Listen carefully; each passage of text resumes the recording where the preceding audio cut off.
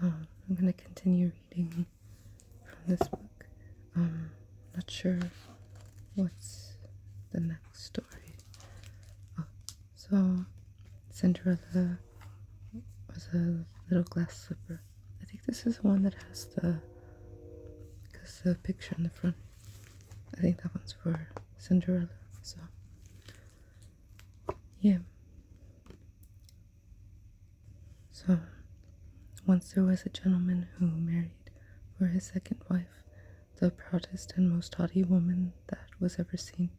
She had, by a former husband, 2 daughters of her own humour, and they were indeed exactly like her in all things. He had likewise, by another wife, a young daughter, but of unparalleled goodness and sweetness of temper, which she took from her mother, who was the best creature in the world. No sooner were the ceremonies of the wedding over, but the stepmother began to show herself in her colours. She could not bear the good qualities of this pretty girl, and the less, because they made her own daughters appear the more odious. She employed her in the meanest work of the house. She scoured the dishes, tables, etc., and scrubbed the madam's chamber and those of the misses, her daughters. She lay up in a sorry garret upon a wretched straw bed, while her sisters lay in fine rooms, with floors all inlaid, upon beds of the very newest fashion, and where they had looking glasses so large that they might see themselves at their full length from head to foot. The poor girl bore all patiently, and dared not tell her father, who would have rattled her off, for his wife governed him entirely. When she had done her work, she used to go into the chimney corner and sit down amongst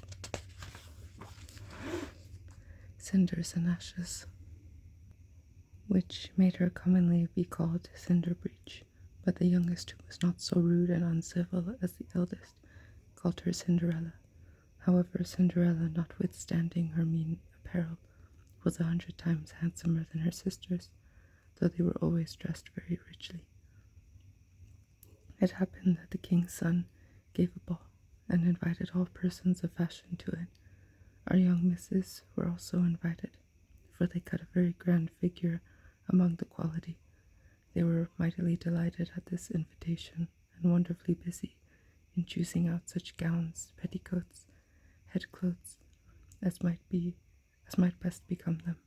This was a new trouble to Cinderella, for it was she who ironed her sisters' linen, and plaited their ruffles. They talked all day long of nothing but how they should be dressed. For my part, said the eldest, I will wear my red velvet suit with French trimming. And I, said the youngest, shall only have my usual petticoat. But then, to make amends for that, I will put on my gold-flowered manteau and my diamonds stomacher. So what is that? Anyways, which is far from being the most ordinary one in the world. They sent for the best tirewomen they could get to make up their headdresses and adjust their double pinners, and they had their red brushes and patches from the fashionable maker. And Cinderella was likewise called up to them to be consulted in all these matters, for she had excellent notions, and advised them always for the best, nay, and offered her services to dress their heads, which they were very willing she should do. As she was doing this, they said to her, Cinderella, would you not be glad to go to the ball? Ah, said she, you only jeer at me. It is not for such as I am going to go thither. Thou art in the right of it, replied they. It would make the people laugh to see a Cinderbreech at the ball. Anyone but Cinderella would have dressed their heads awry, but she was very good, and dressed them perfectly well. They were almost 2 days without eating, so much they were transported with joy. They broke above a dozen of laces in trying to be laced up close, that they might have a fine slender shape, and they were continually looking at their looking glass. They were continually at their looking glass. At last the happy day came. They went to court, and Cinderella followed them with her eyes as long as she could, and when she had lost sight of them, she fell a crying. Her godmother, who saw her all in tears, asked her what was the matter. I wish I could, I wish I could. She was not able to speak the rest, being interrupted by her tears and sobbing. This godmother of hers, who was a fairy, said to her, "Thou wishest thou couldst go to the ball, is it not so?" "Yes," cried Cinderella with a great sigh. "Well," said her godmother, "be but a good girl, and I will contrive that thou shalt go." And she took her into her chamber and said to her, "Run into the garden and bring me a pumpkin." Cinderella went immediately to gather the finest she could get, and brought it to her godmother, not being able to imagine how this pumpkin could make her go to the ball. Her godmother scooped out all the inside of it, leaving nothing but the rind, which done, she struck it with her wand, and the pumpkin was instantly turned into a fine coach.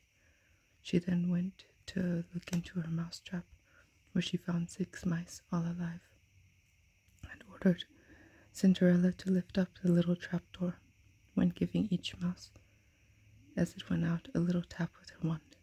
The mouse was at that moment turned into a fair horse, which altogether made a very fine set of 6 horses of a beautiful mouse-colored dapple grey. Being at a loss for a coachman, "I will go and see," says Cinderella, "if there be never a rat in the rat trap, that we may make a coachman of him." "Thou art in the right," replied her godmother. "Go and look." Cinderella brought the trap to her, and in there were 3 huge rats. The fairy made choice of one of the 3, which had the largest beard. Having touched him with her wand, he was turned into a fat, jolly coachman, who had the smartest whiskers eyes ever beheld. After that she said to her, "Go again into the garden, and you will find 6 lizards behind the watering pot. Bring them to me." She had no sooner done so, but her godmother turned them into 6 footmen, who skipped up immediately behind the coach, with their liveries all bedaubed with gold and silver, and clung as close behind it as if they had done nothing else their whole lives. The fairy then said to Cinderella, "Well, you see here an equipage fit to go to the ball with. Are you not pleased with it?" "Oh yes," cried she, "but must I go thither as I am, in these poison nasty rags?" So there's the picture that's on the cover of the book.